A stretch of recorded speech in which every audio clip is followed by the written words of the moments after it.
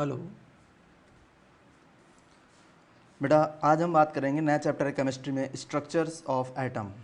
ठीक है, तो कुछ क्वेश्चंस दिमाग में आते हैं बेटा जिनका आंसर ये चैप्टर आपको देगा। तो पहला क्वेश्चन तो आपके दिमाग में ये आएगा कि हम ये कैसे पता करें कि हमारा एटम जो है वो स्टेबल है या नहीं है। इसके पीछे क्या लॉजिक है कि जो एटम है वो स्टेबल है। अगर स्टेबल ना होता तो ये दुनिया कैसे बनती, क्योंकि सारी चीज़ जो भी मटेरियल आप देख पा रहे हो अपने चारों तरफ, वो ऐसा तो है नहीं कि सुबह दिखता है और दोपहर में गायब हो जाता है। ऐसा नहीं होता, वो तो 24 घंटे दिखाई देता है, सारे दिन दिखाई देता है। इसका मतलब है कि एटम आपका जो है, जिस चीज़ से मिलकर के वो मटेरियल बना है, वो स्टेबल होना चाहिए, और ऐसा होता भी है। ठीक है, तो इसके स्टेबिलिटी का क्या रीज़न है, ये बात हमें ये चैप्टर सिखाएगा।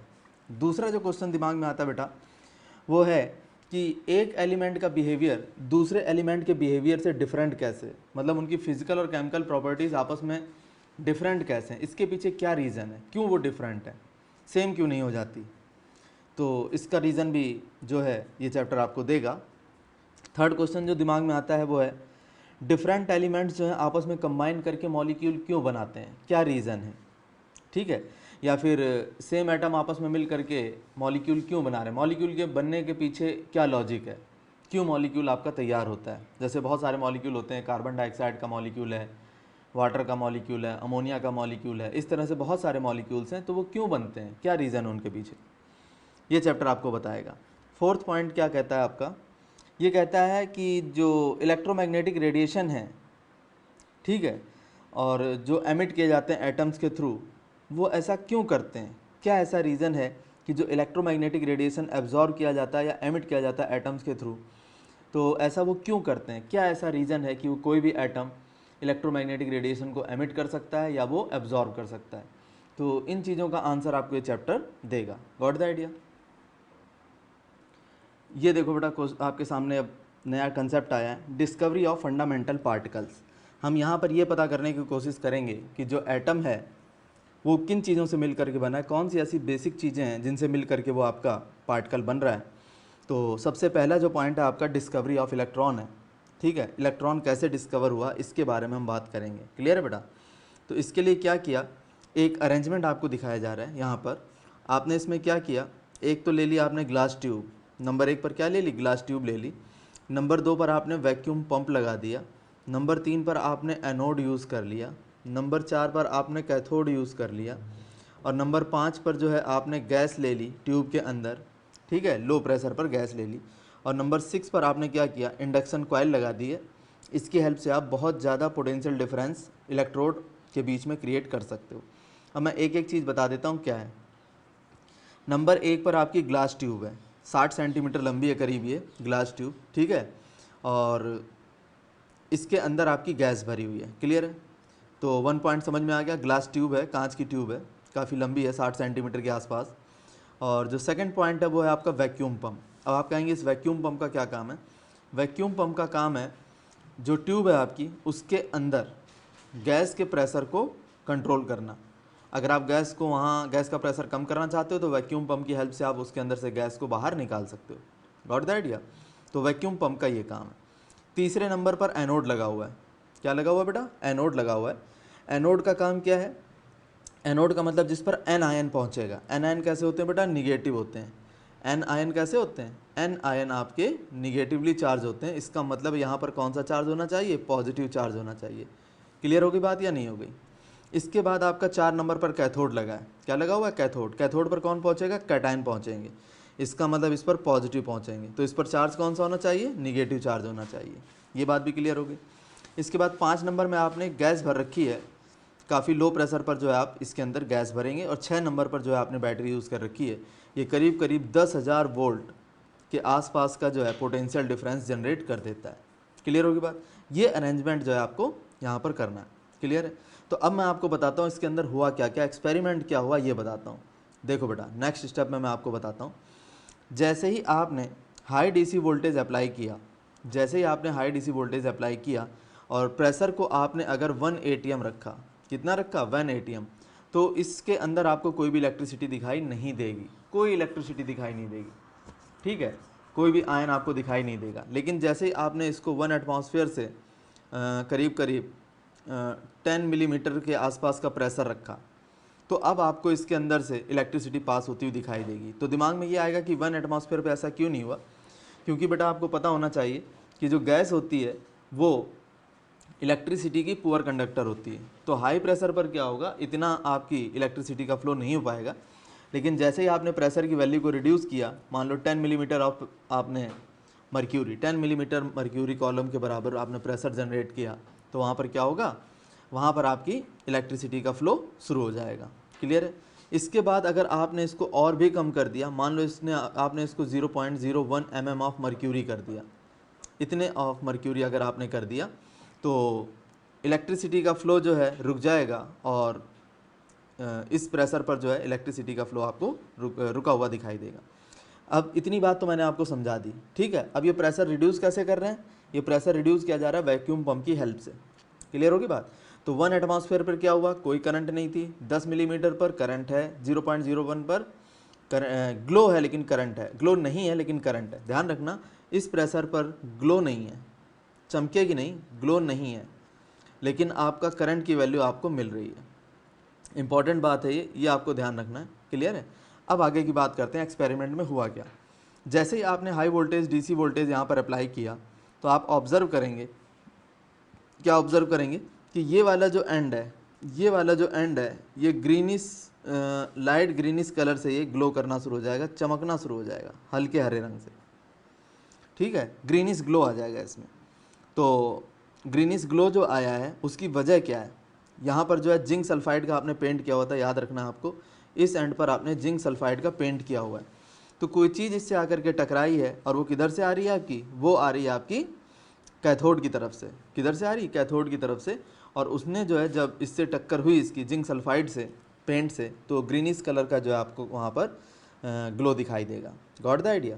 ये यहाँ तक समझ में आ गया बेटा, कोई दिक्कत नहीं। अब आगे चलते हैं।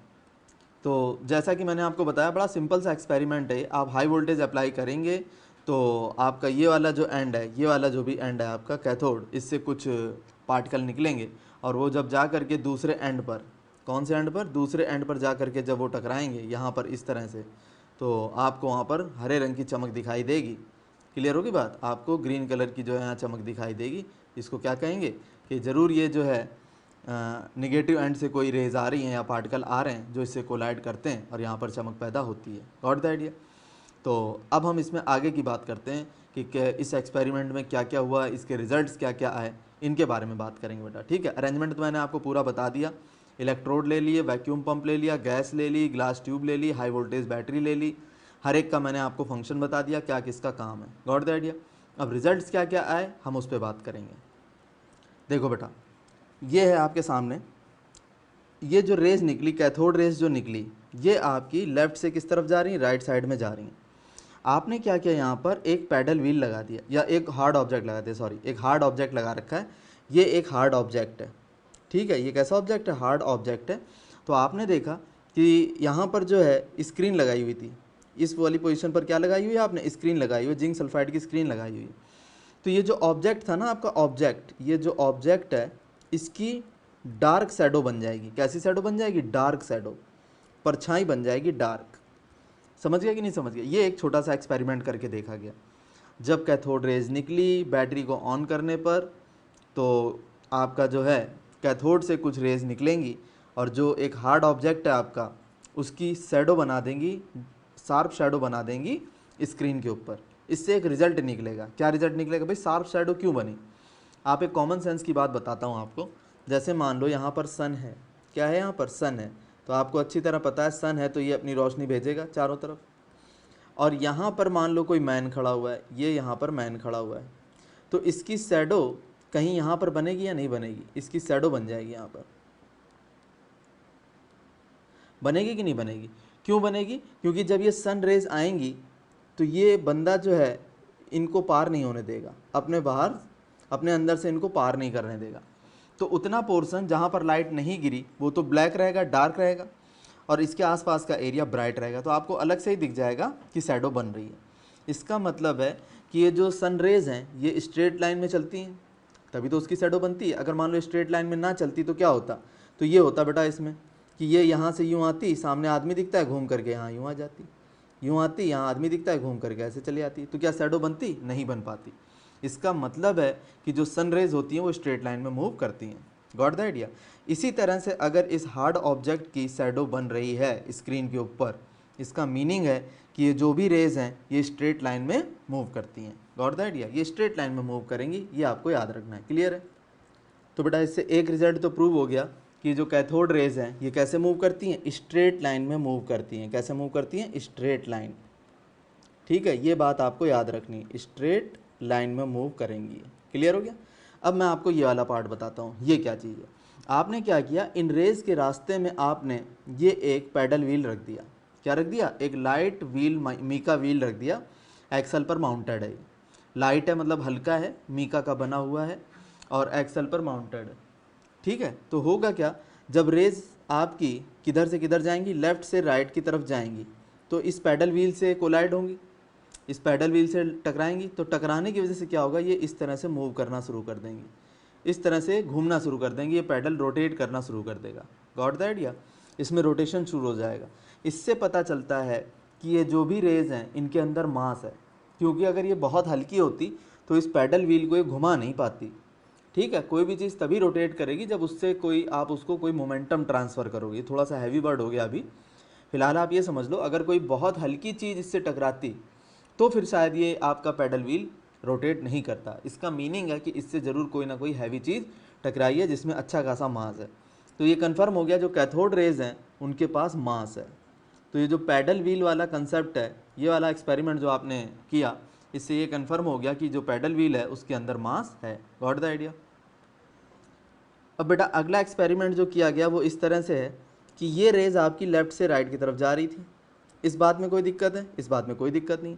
आपने क्या किया, इसके रास्ते में दो प्लेट लगा दी, दो प्लेट लगा दी, एक तरफ तो पॉजिटिव एंड है और दूसरी तरफ कैसा है, निगेटिव एंड है। तो आपने एक चीज़ ऑब्जर्व करी। क्या ऑब्जर्व करी? कि ये जो रेस जा रही थी, इनको जाना कहाँ था, इनको जाना था सीधे। कहाँ जाना था? बिल्कुल स्ट्रेट जाना था, लेकिन ये इस तरफ मुड़ जाएंगी, इस तरफ मुड़ जाएंगी, पॉजिटिव प्लेट की तरफ मुड़ जाएंगी। ये प्रैक्टिकल करके देखा गया। समझ आया कि नहीं आया? ये प्रैक्टिकल करके देखा गया कि जब ये रेज, दो इलेक्ट्रोड हैं जिनके ऊपर पॉजिटिव और निगेटिव एंड है वहाँ पर, तो ये पॉजिटिव वाले एंड की तरफ मूव कर रही हैं। इससे ये कन्फर्म हो गया कि ये जो कैथोड रेज हैं 100% इनके ऊपर कैसा चार्ज है, निगेटिव चार्ज है, क्योंकि निगेटिव ही पॉजिटिव की तरफ आपका मूव कर सकता है, टिल्ट हो सकता है। तो ये बात भी कन्फर्म हो गई कि जो भी कैथोड रेज निकली हैं उनके ऊपर क्या है, निगेटिव चार्ज है। क्लियर हो गया? अब जो अगला कंसेप्ट है, अगला जो कंसेप्ट है वो देखो बेटा, इसमें जो है आपने क्या किया, एक मैग्नेट रख दिया। कैथोड रेज यहाँ से यहाँ जा रही थी आपकी, लेफ्ट से राइट की तरफ कैथोड रेज जा रही हैं। फिर आपने क्या किया, यहाँ पर एक मैग्नेट रख लिया, एक नंबर पर आपने मैग्नेट लगा दिया। तो ये जो रेज हैं मैग्नेटिक फील्ड के इफेक्ट की वजह से अपना पाथ चेंज कर रही हैं। देख रहे हो, जाना था इनको सीधे, लेकिन ये यूँ मुड़ गई, इनने अपना पाथ चेंज कर दिया। इसका मतलब है कि मैग्नेटिक फील्ड भी इनके ऊपर असर डालती है। ठीक है, मैग्नेटिक फील्ड का इन पर असर होता है। गॉट द आइडिया और नॉट? सिंपल बात समझ में आ रही कि नहीं? तो मैग्नेटिक इफेक्ट भी ये शो करती हैं, मतलब मैग्नेटिक इन नेचर होती हैं। क्लियर है? तो बेटा इस तरह से हमने सारे रिजल्ट्स यहाँ पर चेक कर लिए। क्या क्या चेक किए? एक तो ये स्ट्रेट लाइन में मूव करती हैं, एक प्रॉपर्टी तो इनकी ये पता चल गई, स्ट्रेट लाइन मोशन होता है इनका, स्ट्रेट लाइन मोशन। एक बात तो ये कंप्लीट हो गई आपकी। नंबर 2, यहाँ पर ये बात प्रूव हो गई जा कर के कि इनके अंदर मास होता है, दे कंटेन मास। फिर नंबर 3, इनके ऊपर चार्ज होता है, ये बात भी प्रूव हो गई। नंबर 4, ये मैग्नेटिक फील्ड में डिफ्लेक्ट हो जाती हैं। मैग्नेटिक फील्ड में इनके ऊपर क्या पड़ता है, असर पड़ता है, मैग्नेटिक फील्ड में ये डिफ्लेक्ट होती हैं। समझ आया कि नहीं आया? ये मैग्नेटिक फील्ड में डिफ्लेक्ट हो जाती हैं। ये 3-4 पॉइंट्स आपको यहाँ से पता चल गया, इनकी प्रॉपर्टीज़ के बारे में आपको नॉलेज हुई कुछ। Got the idea? अब हम बात करेंगे कि ये कौन से ऐसे पार्टिकल हैं जो स्ट्रेट लाइन में मोशन करते हैं, जिनके अंदर मास होता है, जिनके अंदर चार्ज होता है, जो मैग्नेटिक फील्ड में डिफ्लेक्ट हो जाते हैं। तो ये पार्टिकल कौन से हैं? ये पार्टिकल हैं बेटा आपके इलेक्ट्रॉन्स। कौन से पार्टिकल हैं? ये पार्टिकल हैं आपके इलेक्ट्रॉन्स हैं। अब हम इनकी प्रॉपर्टीज़ के बारे में बात करेंगे सारी, और क्या क्या होता है बेटा, ये सारी चीज़ें इसके बारे में हम डिस्कस करेंगे। तो ये कन्फर्म हो गया, इसका नाम क्या रख दिया गया, इलेक्ट्रॉन। ये जो कैथोड रेज थी इसका नाम क्या रख दिया, इलेक्ट्रॉन रख दिया। क्लियर है? अब इलेक्ट्रॉन के बारे में हम डिस्कशन कर लेते हैं। कुछ और भी प्रॉपर्टी है बेटा इलेक्ट्रॉन के बारे में, अभी थोड़ी देर में बात करते हैं। कुछ और भी इनकी प्रॉपर्टीज़ हैं, उनको भी हम कवर कर लेते हैं यहीं पर। जैसे एग्जांपल देता हूँ आपको कि अगर इन ये जो आपकी क्या कहते हैं रेज हैं, जो भी पार्टिकल निकल रहा है, ठीक है। तो अगर ये किसी मेटल से स्ट्राइक करे, किससे स्ट्राइक करे, मेटल फॉइल से अगर ये स्ट्राइक करे, मेटल फॉइल अगर ये इससे स्ट्राइक करता है, मेटल फॉइल से स्ट्राइक करता है, तो क्या करेगा ये, उसे गर्म कर देगा, हॉट कर देगा। It will make that hot. इसका मतलब है ये हीटिंग इफेक्ट प्रोड्यूस करती हैं। क्या प्रोड्यूस करती हैं, हीटिंग इफेक्ट प्रोड्यूस करती हैं। एक प्रॉपर्टी इसकी और पता चल गई कि अगर ये पार्टिकल जिसको मैंने इलेक्ट्रॉन नाम दिया है, ये किसी मेटल फॉइल से स्ट्राइक करेंगी, टकराएंगी, तो उसको गर्म कर देंगी। इसका मतलब है हीटिंग इफेक्ट प्रोड्यूस करती हैं। सेकंड और बताता हूँ, ये आयनाइजेशन पैदा कर देती हैं। क्या पैदा कर देती हैं, आयनाइजेशन। आयनाइजेशन ये क्या चीज़ होती है, आयन में कन्वर्ट कर देना। जैसे ये किसी भी गैस के अंदर से पास होंगी तो उसको आयनाइज कर देंगे, उसको आयन में बदल देंगी, ठीक है। किसी भी गैस से पास होने पर ये उसको आयन में बदल देंगी। अगला जो पॉइंट है इसका, ये एक्स रेज प्रोड्यूस करती हैं। क्या प्रोड्यूस करती हैं, एक्स रेज प्रोडक्शन इनका होता है। अगर ये किसी हैवी मेटल से स्ट्राइक करेंगी, जैसे मान लो ये आपका हैवी मेटल है और इससे आकर के स्ट्राइक करती हैं, तो एक्स रेज यहाँ से निकलना शुरू हो जाती हैं। गॉट द आइडिया, ये आपको ध्यान रखना है। इसके बाद जो फोर्थ पॉइंट है बेटा, ये अगर किसी, ये जैसे कांच की दीवार है और इस पर आपने जिंक सल्फाइड का पेंट किया हुआ है, किस चीज़ का पेंट किया हुआ है, जिंक सल्फाइड का, तो ये ग्रीनिश जो है आपका ग्लो शुरू हो जाता है, हरे रंग से चमकना शुरू हो जाती हैं, ठीक है। ये जो है आपका, ये इनका एक प्रॉपर्टी है, ये इनकी एक खास प्रॉपर्टी है। क्लियर होगी बात। इसके बाद जो फिफ्थ पॉइंट है, ये फोटोग्राफिक प्लेट होती है ना, फोटोग्राफिक प्लेट आपने देखा होगा पुराने टाइम पर, फोटोग्राफिक प्लेट निगेटिव बनाया करते थे। आपने फोटोग्राफ खिंचवाया तो वो निगेटिव दिया करते थे। तो होता क्या था, उस पर जब रेस गिरती थी, फोटोग्राफिक प्लेट उसी को बोलते हैं, तो जब उस पर रेस गिरती थी तो वो उसके साथ केमिकल रिएक्शन कर लेती थी। तो ये भी जो है आपका, अगर ये रेज़ मान लो इस तरह से जा रही हैं, ठीक है, और इनके सामने कौन आ गया, फोटोग्राफिक प्लेट आ गई, तो ये उस पर अपना इफेक्ट शो करेंगी, उसके कलर को चेंज कर देंगी, कुछ भी करेंगी, मतलब उसके ऊपर अपना असर दिखाएंगी। तो ये फोटोग्राफिक प्लेट पर इफेक्ट डालती हैं। क्लियर है। इससे अगला जो पॉइंट है बेटा वो क्या है, पेनिट्रेशन इफेक्ट होता है, ठीक है। कैसा इफेक्ट होता है, पेनिट्रेशन इफेक्ट होता है। ये क्या चीज़ है ये बताता हूँ। जैसे मान लो ये बहुत पतली सी पन्नी है और ये आपकी जो है रेस जा रही है इस तरह से, समझ आया कि नहीं आया, ये इस तरह से रेस जा रही हैं, तो इनमें पेनिट्रेशन इफेक्ट होता है। किस चीज़ का इफेक्ट होता है, पेनिट्रेशन, पेनिट्रेशन का इफेक्ट आता है, पेनिट्रेशन इफेक्ट आता है, मतलब छेद करने की ताकत रखती हैं। छोटी मोटी पतली सी पन्नी हुई तो ये उसमें छेद कर देंगी। याद रखना आपको, ये पेनिट्रेशन इफेक्ट शो करेंगे। ये 6 इसकी प्रॉपर्टी होगी। क्लियर होगी बात। ये है आपकी, इस तरह से आपको इसकी प्रॉपर्टीज़ याद कर लेनी है। क्लियर है। और इस रेस का नाम क्या हो गया फिर, इलेक्ट्रॉन। ये जो पार्टिकल हैं जिनकी वजह से सब कुछ हो रहा है, इनका नाम है इलेक्ट्रॉन। Got the idea. अब इलेक्ट्रॉन के ऊपर चार्ज कितना होता है बेटा, चार्ज ऑन इलेक्ट्रॉन, जैसा कि बताया कंसेप्ट यही था, चार्ज ऑन इलेक्ट्रॉन। ये जो पार्टिकल है इनके ऊपर चार्ज होता है, सबसे पहले हमें यही पता चला था, क्योंकि ये क्या करती थी, पॉजिटिव प्लेट की तरफ मूव हो जाती थी। तो चार्ज होता है इनके ऊपर 1.6 × 10⁻⁻19 कूलम। इसके बाद बेटा इसका मास कितना होता है, mass of electron, mass of electron ये कितना होता है, 9.1 × 10⁻31 किलोग्राम, ये इसका मास होता है। क्लियर है। तो चार्ज पता चल गया, मास पता चल गया, कोई दिक्कत है, कोई दिक्कत नहीं। क्लियर है। ये देखो बेटा fourth, an electron is that fundamental particle which carries 1 unit negative charge. कितना निगेटिव चार्ज रखता है, 1 unit, and has a mass nearly equal to 1/1837 of that of hydrogen atom. ये हाइड्रोजन एटम है, इसका जितना भी मास है उसका कितना हिस्सा, उसका सिर्फ इतना हिस्सा, इतने मास के बराबर की किसका मास होता है, इलेक्ट्रॉन का मास होता है। क्लियर होगी बात। तो ये आपको एक फैक्ट है, याद रखना है कि हाइड्रोजन एटम का जितना मास होता है उसका 1/1837 पार्ट जो है आपका इलेक्ट्रॉन का मास होता है। Got the idea. अब बेटा नेक्स्ट कंसेप्ट है आपका डिस्कवरी ऑफ प्रोटॉन। तो इलेक्ट्रॉन तो हमने कैथोड रेज से डेवलप कर लिया। जो कैथोड रेज होती हैं वो क्या है, वो बेसिकली वो इलेक्ट्रॉन की बीम है।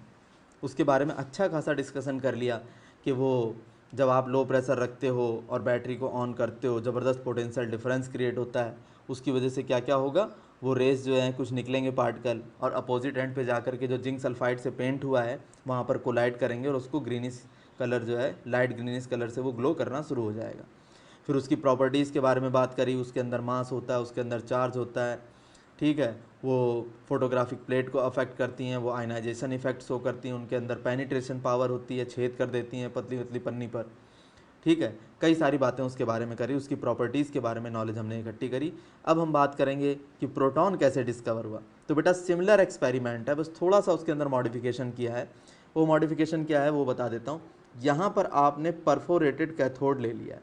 कैसा कैथोड ले लिया? परफोरेटेड कैथोड ले लिया है, और सारा का सारा एक्सपेरिमेंट वैसे का वैसा है, ठीक है। अब जरा दिमाग लगाओ, ये आपका क्या था? एनोड था।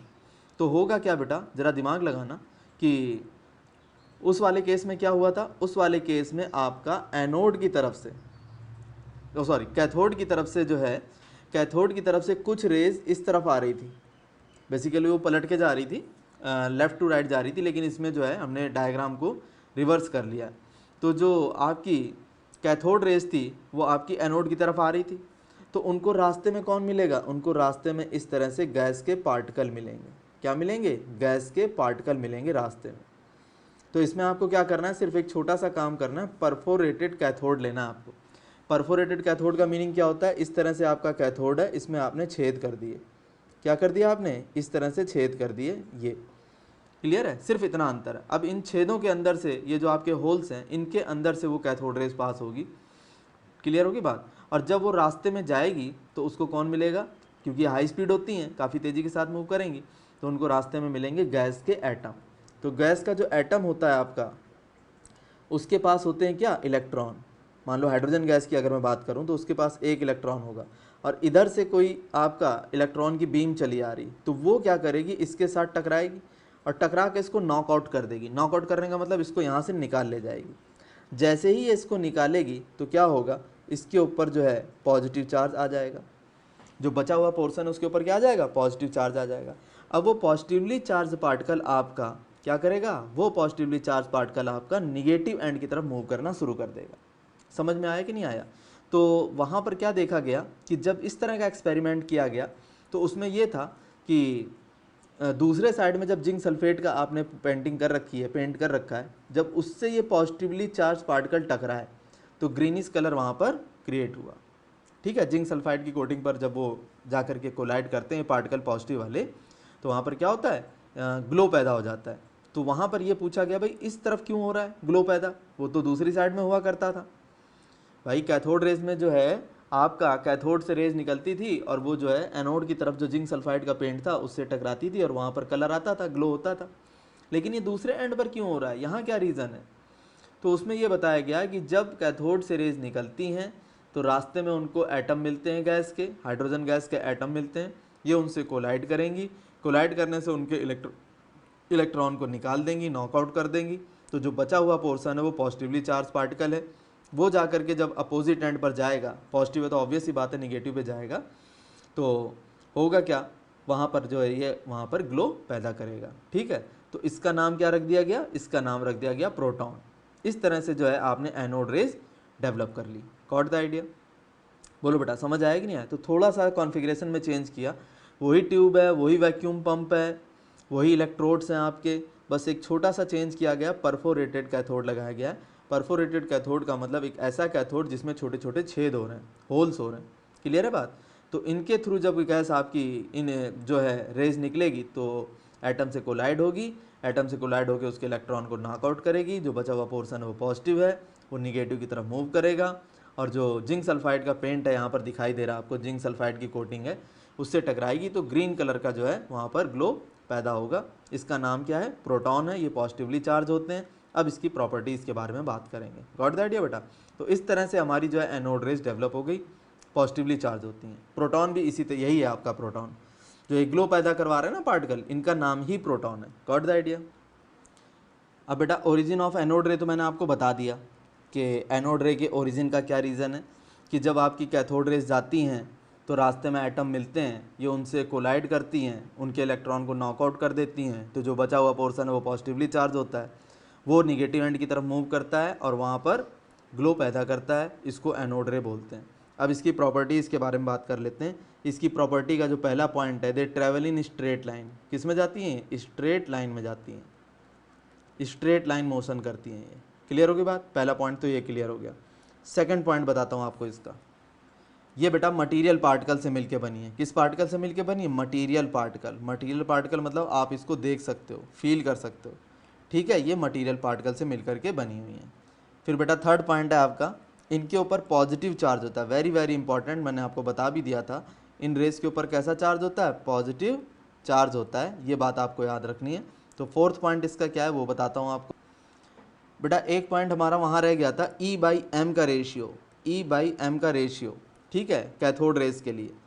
तो कैथोड रेस के लिए E कितना होता है? 1.6 इंटू 10⁻⁻19 डिवाइडेड बाई 9.1 इंटू 10⁻⁻31। कोई भी गैस ले लो आप, वो जो ट्यूब थी ना उसके अंदर कोई भी गैस ले लो, ये E/m का जो रेशियो है ये कभी भी चेंज नहीं होता। Got the idea? ये E/m का रेशियो चेंज नहीं होता कैथोड रेज में। लेकिन अगर आप एनोड रेज की बात करोगे तो E/m का जो रेशियो है ये फिक्स नहीं होता। It is not constant for all the gases. ये इंपॉर्टेंट बात है। Got the idea? तो ये ध्यान रखना, E/m in the case of anode rays can not be fix, it changes for gas to gas. आप गैस चेंज कर दोगे ये अपनी वैल्यू चेंज कर लेगा। लेकिन अगर आप कैथोड रेज की बात करोगे तो उसके लिए E/m की वैल्यू कांस्टेंट होती थी। Got the idea? इनके लिए नहीं होती है। तो अब हम फिफ्थ पॉइंट की बात करेंगे। इसकी फिफ्थ प्रॉपर्टी क्या वो बताता हूँ। अब बेटा इसकी बात करेंगे चार्ज की। पॉजिटिव चार्ज तो होता है लेकिन कितना होता है ये फिक्स नहीं होता। इंपॉर्टेंट बात है, वहाँ पर तो इलेक्ट्रॉन के ऊपर चार्ज फिक्स होता था। कोई भी गैस ले लो ये हमेशा 1.6 इंटू 10⁻⁻19 ही आता था, इतने कूलम्ब आता था। लेकिन जो प्रोटॉन है इसका जो चार्ज है, प्रोटॉन्स के ऊपर जो चार्ज है ये आपका डिफरेंट आएगा। मतलब एनोड रेस के ऊपर जो चार्ज होता है, एनोड रेज को आप कंप्लीटली प्रोटॉन नहीं कहेंगे, लेकिन जो एनोड रेज होती हैं वो पॉजिटिवली चार्ज पार्टिकल से मिलकर के बनती हैं। क्योंकि होता क्या है, अगर आपने एटम चेंज कर दिया तो मान लो उसका एक इलेक्ट्रॉन निकला या दो इलेक्ट्रॉन निकले, उस पर डिपेंड करता है कितना पॉजिटिव चार्ज आ रहा है। तो जो एनोड रेज का चार्ज होता है वो हर एक गैस के लिए डिफरेंट होगा, सबके लिए सेम नहीं आएगा। Got the idea? तो चार्ज की वैल्यू इसमें कैथोड रेज के कंपैरिजन में डिफरेंट होती है। क्लियर है? अब हम बात करेंगे बेटा प्रोटॉन। प्रोटॉन में भी defined as that fundamental particle which carries 1 unit positive charge. कितना चार्ज लेता है? 1 यूनिट पॉजिटिव चार्ज लेता है। And as a mass nearly equal to that of hydrogen atom. और जो उसका मास होता है वो करीब करीब किसके बराबर होता है? हाइड्रोजन एटम के बराबर होता है। ये बात आपको याद रखनी है। क्लियर है? तो प्रोटॉन के बारे में मैंने आपको डिटेल दे दी है। तो पॉजिटिवली चार्ज है और जो मास है करीब करीब वो हाइड्रोजन एटम के मास के बराबर है। थोड़ा बहुत डिफरेंस होता है, वो बता देता हूँ कितना होता है। थोड़ा बहुत डिफरेंस आएगा आपका, ठीक है। वो अभी हम एग्जैक्ट जो है अभी करते हैं, थोड़ा आगे चल के वहाँ पर क्लियर कर देंगे। अब बेटा एक पार्टिकल और आया एटम के अंदर। दो पार्टिकल तो हमने ढूंढ लिए, एक तो होता है इलेक्ट्रॉन, इसकी बात हो गई, ये एटम के अंदर होता है। एक हमने प्रोटॉन ढूंढ लिया, ये भी आपका एटम के अंदर होता है। अब जो अगला है वो है न्यूट्रॉन। इसका पता कैसे चला? इसका पता चैडविक नाम के एक साइंटिस्ट ने निकाला। किस तरह से निकाला वो बताता हूँ। देखो बेटा, प्रोटॉन का जो मास है वो होता है करीब करीब आपका 1.6 इंटू 10⁻⁻27 किलोग्राम, इतना होता है। क्लियर होगी बात? तो जब हमने एटम का या न्यूक्लियस का जो भी है वो निकाला, मास निकाला, तो वो बेटा डिफरेंट आया, वो आपका डिफरेंट आया। हमें मालूम था कि न्यूक्लियस के अंदर बहुत छोटी सी जगह में प्रोटॉन रहते हैं। तो मान लो इसके अंदर 10 प्रोटॉन है। कितने प्रोटॉन है? 10 प्रोटॉन है। तो 10 प्रोटॉन के हिसाब से इसका मास होना चाहिए 1.6 इंटू 10⁻⁻27 मल्टीप्लाई बाई 10, इतना मास होना चाहिए इस न्यूक्लियस का। लेकिन ये इससे बहुत कम ज़्यादा आएगा, इससे काफ़ी ज़्यादा आएगा, ठीक है। इसका मतलब है कि साइंटिस्ट ने ज़रूर ये बात सोची होगी कि ज़्यादा मास आ रहा है, इसका मतलब इसके अंदर कुछ और भी छुपा बैठा हुआ है।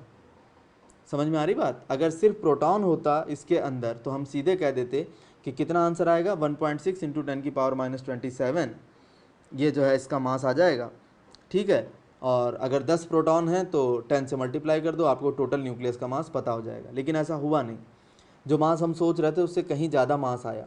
तो दिमाग ने फ़ौरन ये बात स्ट्राइक करी कि ज़रूर इसके अंदर कुछ और भी छुपा हुआ बैठा है। हाँ, उसके ऊपर कोई चार्ज नहीं है, वरना उसका असर देखने को मिलता। चार्ज नहीं है, कन्फर्म हो गई बात, ठीक है। चार्ज नहीं, लेकिन उसके अंदर मास है। तो उसका नाम क्या निकला आकर के? उसका नाम निकला न्यूट्रॉन। क्या बोला? उसको न्यूट्रॉन बोला। न्यूट्रॉन के ऊपर बेटा कोई भी चार्ज नहीं होता, ध्यान रखना है आपको, जीरो चार्ज होता है इसके ऊपर, लेकिन इसके पास मास होता है। न्यूट्रॉन के पास क्या होता है, मास होता है, और वो कितना होता है, वो होता है बेटा 1.6749 मल्टीप्लाई बाई 10⁻⁻27 किलोग्राम। ये बेटा मास ऑफ न्यूट्रॉन है, ठीक है। और मास ऑफ प्रोटॉन जो होता है, एक्चुअल मास ऑफ प्रोटॉन जो होता है वो होता है 1.6726 और मल्टीप्लाई 10⁻⁻27 किलोग्राम।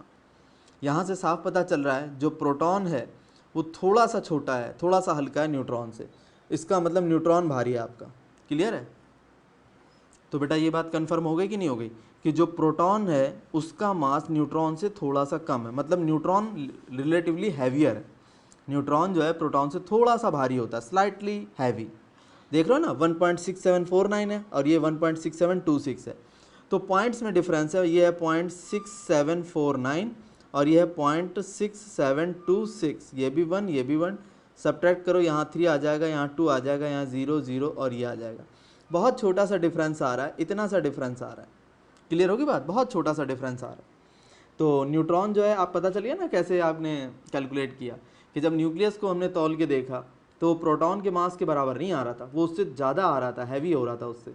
इसका मतलब है उसके अंदर कुछ ना कुछ दूसरी चीज़ें रही होंगी।